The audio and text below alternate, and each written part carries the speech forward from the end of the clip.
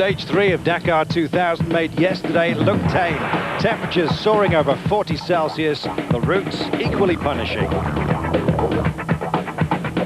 Yuri Akerons had a dream day yesterday. Stage 3 saw all his nightmares come true, all at the same time. The Spaniard down, but not out. And how the Dakar changes fortune. Stage 2 winner Stefan Pederhansel, given the runaround like so many others, it was hard.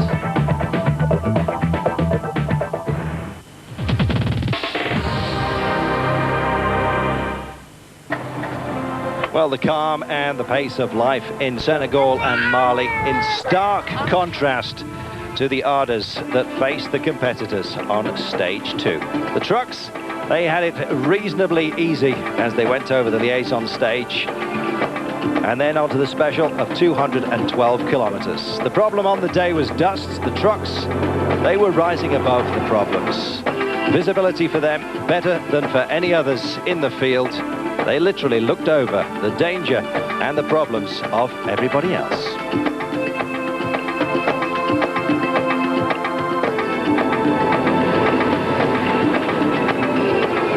Clear skies for all and sundry belied what was being thrown up on course.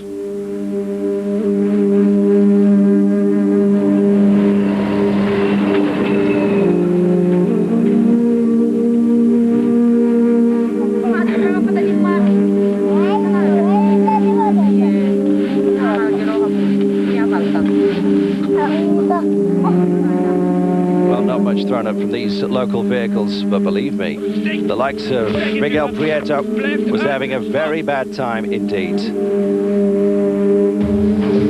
Broken a wheel strut for him, and hours lost.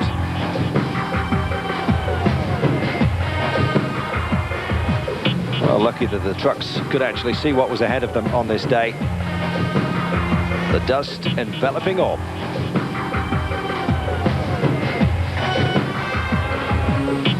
This was Prieto, not a happy man, waiting for assistance.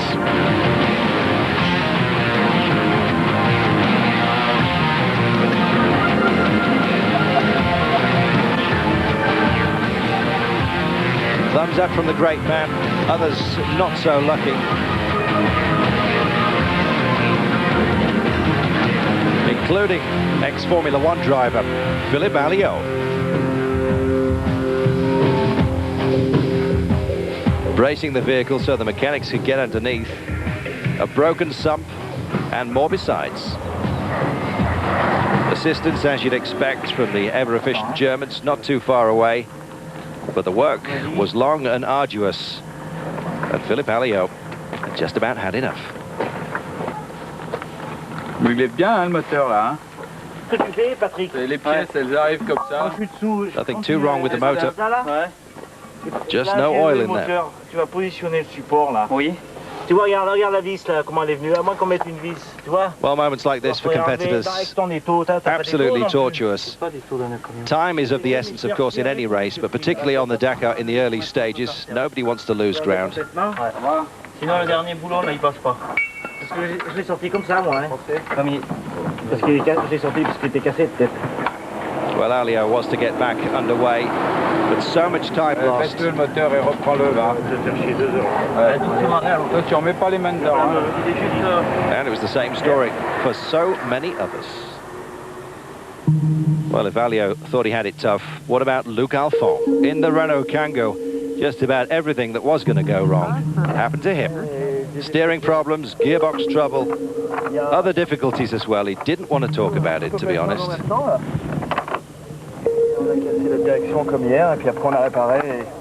Well, trying to make those repairs as you go, but it's problem after problem. Lucky for him, he wasn't too far from home. The flags indicated that he could get across unassisted, which is the rule, of course, for the last 100 meters. And that's exactly what he did.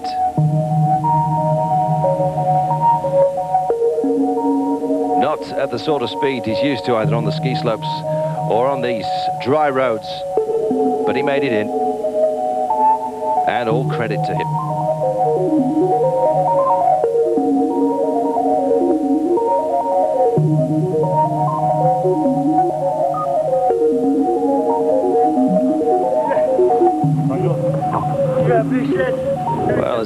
sweated. Hubert Oriol had a smile. The race director not allowed even to shake his hand, lest it be construed as a helping hand in these all-important last 100 meters. Mais après la boîte, on sait pas d'où ça vient. Elle sort comme ça d'un coup, flouf.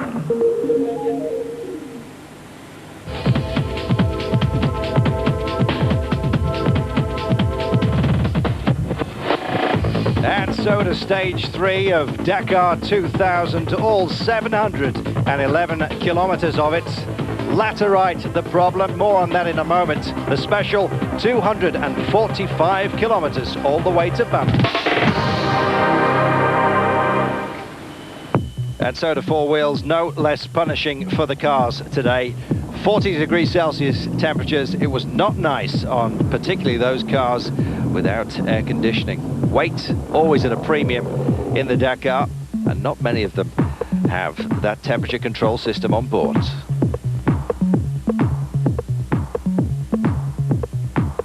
Well, route mat problems are equally as difficult for all concerned. Shinazuka, though, managed to pick his way through beautifully on the day. Leading into it, leading out of it, Shinazuka putting a decent time of 1 minute and 14 seconds between himself and Fontenay on the day.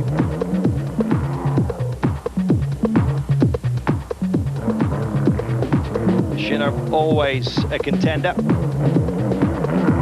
and this year is absolutely no different. Jean-Pierre Fontenay, also in the Mitsubishi, made it a 1-2 for the team. Terrain very rough indeed. It didn't look like this on reconnaissance. The topsoil washed away. Mechanical problems aplenty in the offing for one and all.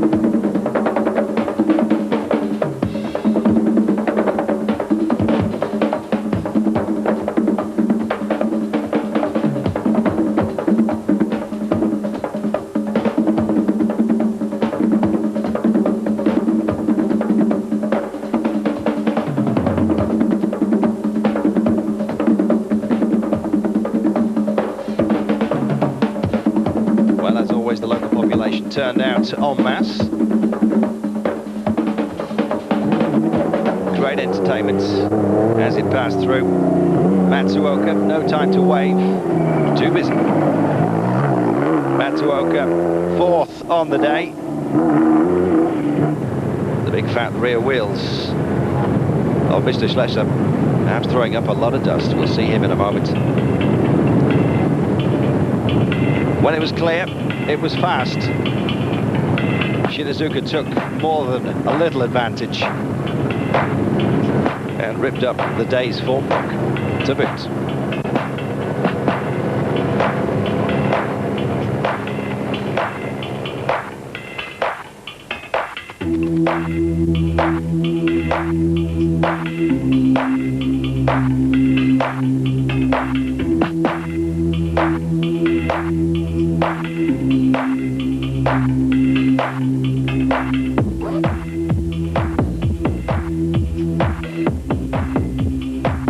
Well, wrong turns there were, accidents there were too, and you can see it was the locals as well that were in trouble. As we mentioned, a young girl did get hit by a bike. She's fine, we're now hearing, and that's good news.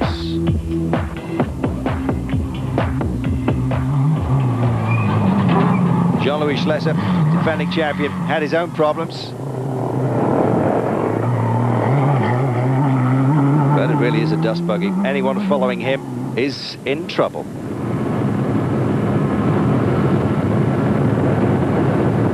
Schlesser finishing today, almost 5 minutes off the pace. Desperate ill luck for him. Puncture 7 kilometers from the end. Virtually making up all of that time difference between himself and Shinazuka at the top of the day. It means that Schlesser is fourth overall behind Matsuoka, Fontenay and Shinazuka. Mitsubishi's filling the top 3 places. The Schlesser buggy not giving up just yet.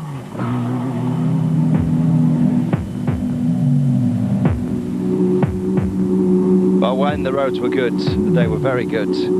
When they were bad, they were awful.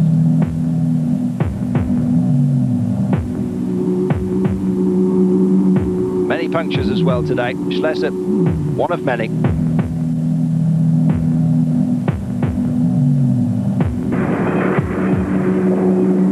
For others, it wasn't a question of direction. It was a question of the smoothness of the course itself. Very bumpy. And some of those tight tracks, particularly if you got lost. Confusing indeed. Many had to stop, the maps were out. On est quasiment dessus.